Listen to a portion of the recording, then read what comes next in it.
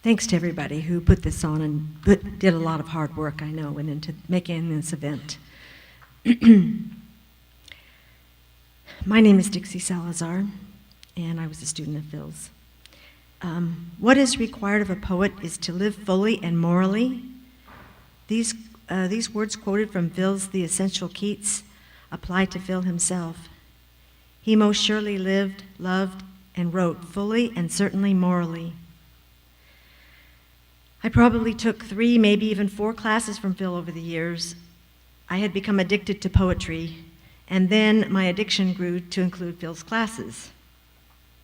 I wish I remembered more stories from those classes, but what I do remember is the overall feeling of excitement and being fully engaged, like the things that were said in his class really mattered. I was hungry for poetry in those days, and I always knew I would come away from his classes sated, as if from a feast of wisdom and poetic truths. And we all gobbled up every morsel. After each class, I felt like I was discovering poetry all over again. I had other poetry teachers over the years who gave out truckloads of information, all poetry masters, Brodsky, Richard Howard, William Matthews. But what was so different about Phil's class, I've been asking myself.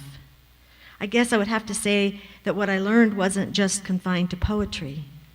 I learned something essential and true about life. And that's what Phil demanded from our poems, honest substance and truth.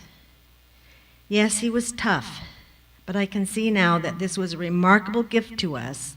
Not to demand less would have been an insult to poetry and to us. When he said to me after my last class with him, "Yes, you can be a poet," I felt like he'd handed me my driver's license. He'd already given me the roadmap and I knew that I needed to study the rules of the road more, but now I was ready to roll.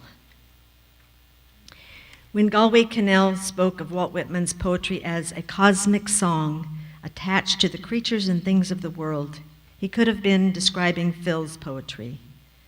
And like Whitman, Phil's poetry gives the reader the sense that they are always included. Yehuda Amichai said about poetry, the main thing is to be useful. This can be applied without reservation to Phil's poetry and also to his life. He was enormously generous, writing letters of recommendation and support so often that it's a wonder he had time to write his own poetry. One of the last things he did was sign a petition for me to save the Fulton Mall, just weeks before his death. He said the mayor's idea of tearing it up for a road was the stupidest thing he'd ever heard of. Phil didn't hold back when it came to causes he felt strongly about, and he didn't kowtow to those in power. It was late in the day when he was awarded the key to the city by the mayor after he'd won the Pulitzer Prize, and he said when he accepted, "Now she gives me the key, there's only 3 hours left."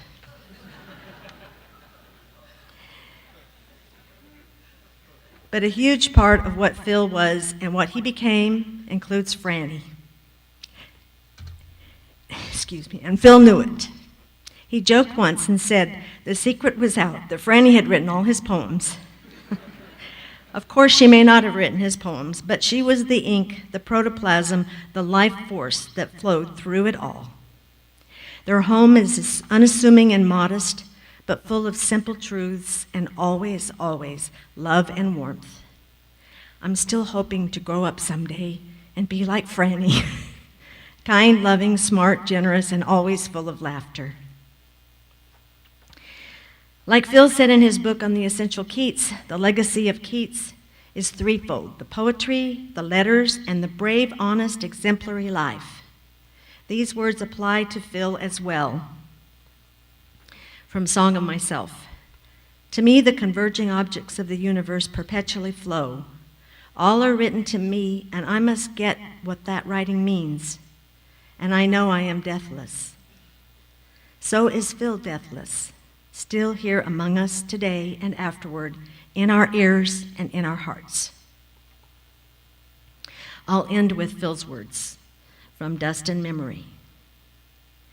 The wind that swirled the sand that day years ago had a name that will outlast mine by 1,000 years. though made of air, which is what I too shall become, hopefully, air that says quietly in our ear, I'm dust and memory, your two neighbors on this cold star. That wind, the Levante, will howl through the sockets of my skull to make a peculiar music. When you hear it, remember it's me singing, gone but here, warm still in the fire of your care.